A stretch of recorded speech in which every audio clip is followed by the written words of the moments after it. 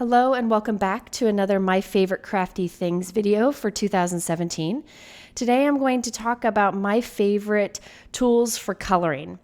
Now, before I get started, I really need to make it clear that I am not at all a coloring expert. Coloring is not what I'm best at. So I will provide links to some YouTube channels below of experts in different types of coloring in the crafting world. I encourage you to check that out. I'm just sharing the products that I've really had fun with this year. So if you're like me and just looking to enjoy your coloring, then hopefully you'll find this video helpful. Now there are many great coloring things out there. I just tried to pick the ones that give the best variety and can be used for different things. Okay, so I'm going to start out with alcohol inks. Now, alcohol inks were super popular a long time ago when I first started card making, and they've made quite the comeback this year. I think we can thank Tim Holtz for that because he's got this great line of products with Ranger. And boy, are they fun to play with. If you find yourself kind of stuck in a rut and want to do something different, I recommend alcohol inks. Now, Ranger has a bunch of different colors of alcohol inks. They're not too expensive. They're beautiful colors.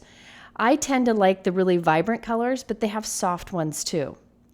Now, when you get alcohol inks, you definitely want to get the alcohol blending solution also. That's the big bottle that you see here.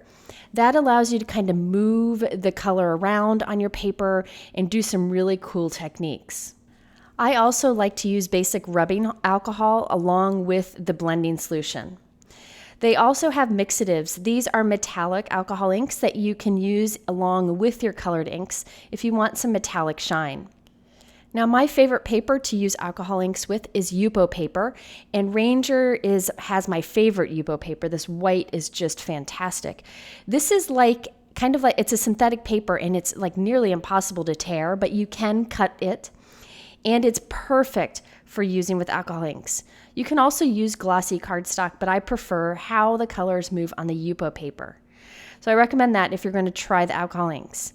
Now, as for how to use alcohol inks on your projects, I have a couple videos that I've done recently that really explain some of the fun things you can do with alcohol inks.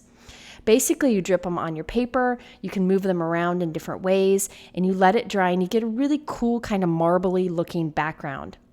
So I will provide links here and on my blog for these videos on fun ways to use alcohol inks. But again, if you're looking to try something new and just have fun creating, I definitely recommend just trying a few colors of the alcohol inks along with the Yupo paper and blending solution. And by the way, you can actually color or paint with alcohol inks, which I plan to show in a video soon. Okay, the next recommendation is probably not a surprise, and that's Copic Markers. I'm sure you've probably seen these in videos before. Now, Copic Markers, I prefer the sketch, which is the shape of the pen that you see here. Now, the reason I like Copic Markers is, again, I'm not great with coloring. People can do some fantastic things with Copic Markers and get some really great depth to their coloring. However, I just like it because I can color pretty quickly with them. I don't get the lines and I can blend pretty easily, as you can see here. Now, these are alcohol markers, so they work a little bit different than regular markers. And I'll link to a playlist of videos where I talk about Copic markers. But again, I'm not the best with them, so I'll provide a link to a few friends below who are really good at using them. Now, there are other types of alcohol markers out there besides Copic. However, these are the ones that I've had the most success with over the years. I do have a video coming soon where I try a few other options that are less expensive. Now, there is a colorless blender pen, which is the 0, and it allows you to kind of erase the color a little bit. So you can see those little dots there where I kind of erased some color. If you're going to try with Copic markers, don't just go get like red, orange, yellow, green, blue. You want to get a couple of whatever your favorite color is. So maybe 2 or 3 teal colors, like a light, a medium, and dark. That allows you to blend better. You really want to have color families, and I'll link to a post where I recommend my favorite colors. Now, Copic sketch markers have a brush shape tip on the right, and then the broad tip on the left. Now, I use that brush tip all the time, but rarely use that broad tip on that side. It's handy if you color large areas or if you use an air compressor with these markers. However, I really like the idea of replacing this broad tip with a bullet tip or fine tip like you see on this red one. Well, Copic just released this year tips that you can replace on your sketch. So you can remove this broad tip here, and then you can put in the fine tip. So you can see the package over there. I'm going to pop that right in place. Don't push it in too hard. Just pop it right in there. Then you just let the ink seep down. If you need to refill your pen, you could do that too. But the ink will seep into it, and then you have the brush tip, which it came with, and then this fine tip also, which is really handy for getting into tight areas. So I am personally, slowly but surely, changing all my broad tips over to these fine tips. I just find that I use my markers more if I have that fine tip, so it's worth it, the time and the money to make the switch. But maybe you could just try a few of them and see if it works for you. Maybe think about what colors you need for tight areas more and replace those only. Now, when you take out your broad tip, it's pretty much done for. You would have to buy a replacement for that if you ever want to switch back. Now, I did the switching of some of these tips months ago, and I've been really happy with them since. These tips seem kind of hard to get your hands on, but once you get them, I think you would really like them, and it allows you to use your Copic markers more. Okay, when using Copic markers, you need to use the right paper in order to get good coloring and blending, and you don't want too much bleeding. There are two options I like. I like the Neenah Classic Crest Solar White cardstock, which is on the left here. And then on the right, I have Gina K Artist Choice cardstock. These both work wonderfully with Copic markers. You want to make sure you get a high quality paper for Copic markers. And I will talk more about papers in an upcoming video, but keep this in mind. If you're going to dive into the world of Copics, you want to make sure you have the right paper. And these are two great options. Okay, let's move on to colored pencils. I actually have 3 different colored pencil options that I've been enjoying lately for different reasons.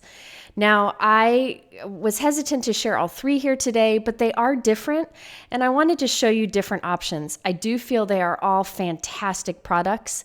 I've been using them a lot off screen lately to kind of try them out and figure out what works best, and I thought I would just go ahead and share all 3.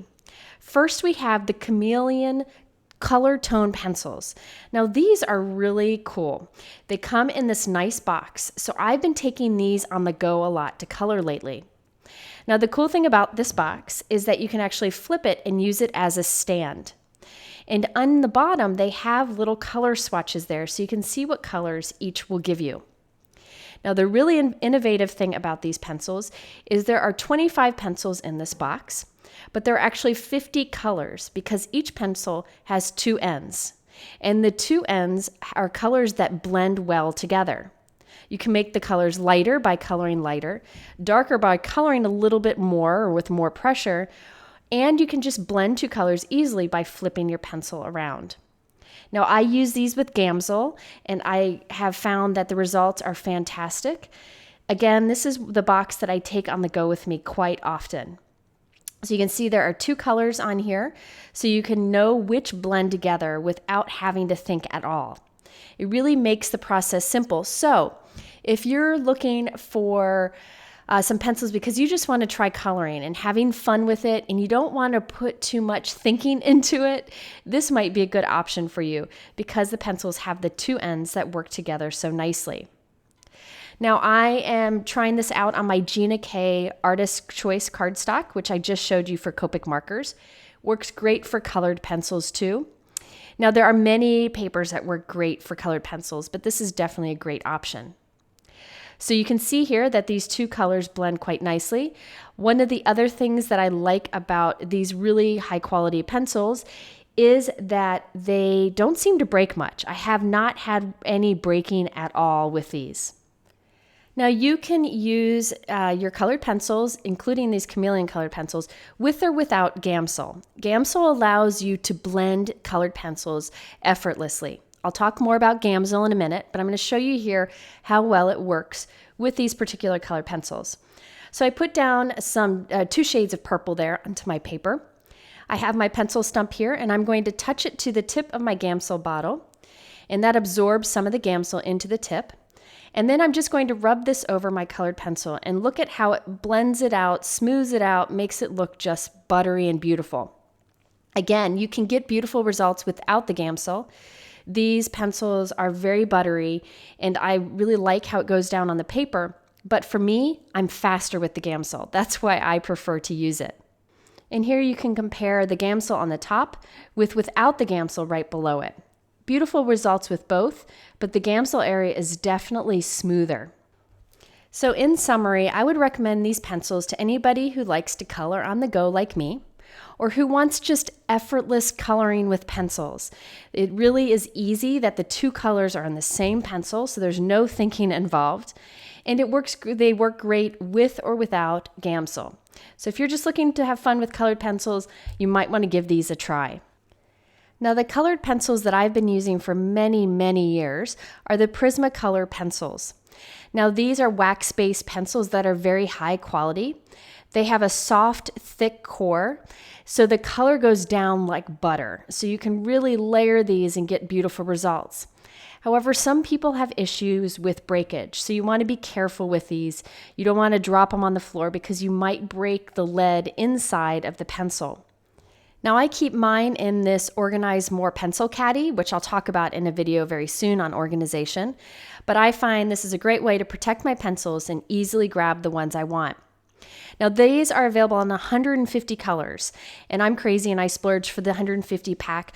However, you don't need that many because you can kind of use colors together to create new colors. So there are smaller packs available. You can also buy individual colors. So if you find you need more skin tones, you can always go and buy more of those. I'm again working on Gina K Artist Choice cardstock here and applying some color down. And you can see how you can get two colors to blend and work together nicely just by overlapping them. There are different ways of coloring, by the way. You will learn all kinds of great things if you dive into the world of colored pencils. I just scribble. I am not an expert. I am just a crafter who's using colored pencils to color her cute little images. So again, I'll link to an expert below. Now, these also work with Gamsol. The Gamsol kind of breaks down that waxy colored pencil and allows it to get smooth and blend really beautifully. I use the Gamsol for quick coloring again, so I'll talk about that in a moment. But you can see that the Gamsol also works great with these pencils. Now, Prismacolor pencils are actually not too expensive. They are high quality and very good price point. So that is a great advantage of these pencils, and they're available in many colors. And check this out, you can even scribble on your paper with some color very quickly and smooth it out using the Gamsol. Okay, now the third colored pencil option is the Polychromos. You might have heard about these lately. They're kind of all the rage.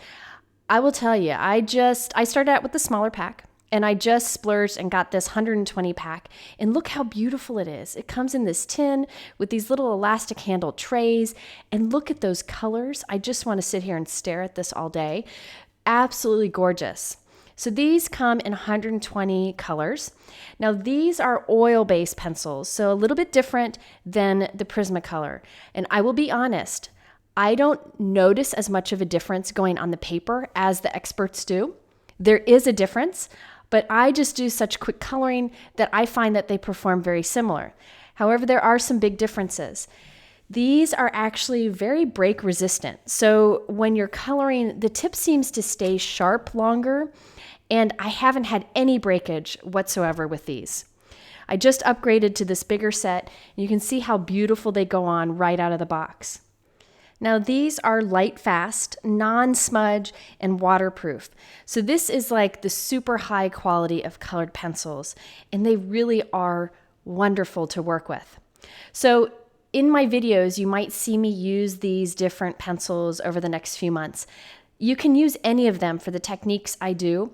I'll probably be reaching for these the most simply because they're such high quality. And I've used the Prismacolor for so many years, it's nice to do something different. I also like those chameleons for traveling. So really, they're all great products. You just got to figure out which would be best for you. Definitely no reason to have all three. Now you'll see here that the Gamsol works great with these Polychromos also. You can get such smooth results using that. But again, you don't need to use the Gamsol if you don't want to. You can definitely just use the pencils. I just find the Gamsol helps me finish faster. Now these are a color pencil that a lot of experts use, and I really encourage you to check those videos out. Man, it's amazing what some people can do with these pencils. And here you can see you can even scribble down some color quickly and get beautiful smooth results. I do have a video coming soon with the Chameleon pencils, and I'll follow it up with a video using these pencils too. Okay, I very briefly wanted to talk about Gamsol. I'll be using this in a video very soon. But Gamsol can be used to kind of break down your pencil and get a smooth result. Now, this is the Gamsol that I would recommend. This is from Inky Antics. It's a kit. And this little bottle has like a felt tip and a lid, so you can keep the stuff contained. I would not recommend pouring Gamsol into a cup and using it that way. Gamsol needs to be used in a well-ventilated area. These are odorless mineral spirits, and even though there's no odor, you don't want to be breathing this stuff in much. So when I use Gamsol, I use this, contains those fumes, and I keep the lid on it as I'm going. Also, you need these little blending stumps. That's that white piece that you see there. That's what you touch to the tip of the Gamsol and then to your colored pencils on the paper. And then that little brown thing there, that is actually sandpaper. So you can sand the color off of your blending stump when you want to switch and smooth it out so you can keep using it over and over again. I really enjoy using Gamsol. If you do not want to use Gamsol, you could also use baby oil. Some people use that. However, for me, I struggle with it. I get all messy. You can also use Prismacolor blending pencil, but I don't get as good of results with that. So I really enjoy using the Gamsol, and I'll talk about that more very soon in a video. Now, regardless of what colored pencil option you feel is best for you, I do recommend getting a Prismacolor white colored pencil. Now, this can be used to kind of soften a color, so you can go right over top, or even to just smooth it out. But what I recommend a white colored pencil for is for creating highlights on images. You could even color with Copic markers and use the white colored pencil over it. You can stamp an outline image on colored cardstock and add highlights with a white pencil. It's just a very handy tool to have. And I will link to a video showing this card here where I did highlights onto a simple white heat embossed image on colored cardstock using white pencils. It really is fun and easy to do. Okay, next I'm going to talk about real brush pens. These are so much fun to use for kind of like a controlled watercolor look and many more. On the bottom, there is the Zig Clean Color Real Brush pens. I've been using those for quite some time and get great results. On the top are the Arteza Real Brush watercolor pens. They're very similar, and I've been using them more recently, and I really like the results of those too. I just did a video going into great detail about these pens, and I'll link to it here. But in summary, these are actually real brush tips. So they are fine tip real brushes and so much fun to use. I like to use the Koh-i-noor Bristol cardstock because that's a bright white cardstock, and these colors move beautifully on that paper. You really want to make sure to use a good paper with this, either a Bristol or a watercolor, so that the colors move nicely. You can see here how that when you overlap two colors, you can blend them together. Now, I find these two particular real brush pens work very much the same. However, the Zig come in more colors and have the color name on the side and are available in different size packs. The Arteza only come in 24 and 48 packs, and they don't have the name of the colors on the barrel of the pens. So there are some differences in that and in the price, but in the function, I think they're both fantastic. You can use them with or without water and create really cool effects. I highly recommend these. If you like the look of watercolor, but you want to kind of control things a little bit, like me, you can try one of these two options. And again, be sure to check out that video to learn more about how they are similar and different. And I will also link to a video I did showing 6 ways to use the Zig Clean Color brush pens, and you can definitely use those techniques with the Arteza Real Brush pens also. Okay, now for a more traditional type marker, I really like Tombow markers. I've been using these for years and really like using them. On one end you have a brush tip shape. On the other you have a fine tip. So you can use these for lots of different coloring. I like to also use these on Bristol cardstock. You can see when you use these markers on this cardstock, you can get a very smooth finish without those lines that most markers give you. Now you can blend two of these together on their own, and they have like self-cleaning tips so you don't have to worry about damaging them. Or you can use the blender pen that some of the sets come with. However, I rarely use them. I like to also use them with water. You want to definitely do that on a Bristol cardstock or a watercolor cardstock. But these are water-based, so you can do lots of things with them. You can also use a Dove blender pen if you want to kind of smooth it out or blend it out, but have a little more control. That's another option. You can also color these onto your stamp and stamp with them if you'd like. I think they're available in 96 colors, but there are many different size packs that you can use, and you really don't need many, of course, because you can blend them together. And of course, I have a video showing how I like to use these. Okay, now I've been talking about this Koh-i-noor Bristol cardstock. I can't recommend a Bristol cardstock enough for many different coloring things. I actually use it for most of my coloring except Copic markers. This is a great paper. It's nice and smooth. There are other Bristol cardstocks out there, but this one is a nice white color. Many Bristol cardstocks have like a cream look to them, but this one is a nice bright white. There are two size pads. This one you can actually cut right down the middle and get two 4¼ by 5½ inch pieces out of. And I think it also comes in a 9" by 12" pad. Great cardstock, and I really recommend it. I will be talking about papers in an upcoming video, so stay tuned for that. Now for watercolors. I really like the Gansai Tambi watercolors. Now, I warn you, mine's a mess because I use them a lot, and Lila uses them a lot, and we just love them. But that doesn't bother me. I don't mind that they're messy. I like these because they're very creamy and very vibrant. I am by no means an expert with watercolor.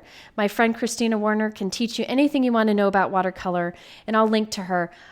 I just find that these are fun to play with. You can also buy little replacement pans of colors if you need to.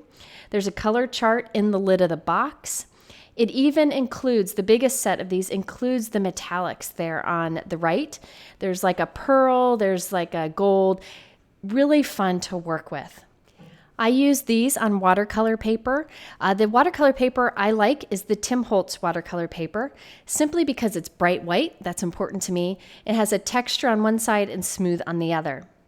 Now you can see if you use less water with these, they're very creamy and vibrant, or you can use more water to get a more traditional watercolor look. These are just beautiful watercolors, and I've kind of narrowed all my watercolors down. I've kind of donated some away, and this is the set that I keep and use over and over. I also like to go in and add a little of the pearlescent onto some of my color so that I end up with like a bit of shimmer to my watercolor. So that's the one you see here, and I can just go back to that red and add a little bit right on top, and it ends up giving a little bit of a shimmer result. Now I have used these in many videos, and I'll link to one here in particular that I think is really fun because it takes advantage of the vibrant, creamy look that you get with these watercolors. Now, I will also say that this is available in a smaller set or the individual colors, but this large set is definitely, you can tell, getting a lot of use in my craft room. So there you have it, my favorite color mediums of the year. Remember, I am coming at this from a crafter's point of view, not an artist expert point of view. So these are just things that I think work well for crafters for just some fun coloring. If you want to see these supplies or the videos I talk about, I link them below in my YouTube description. But I do encourage you to go to my blog because over there I have discount codes, giveaways, and so much more information. I appreciate you spending time with me once again, and I'll be back soon with another video. Have a great day.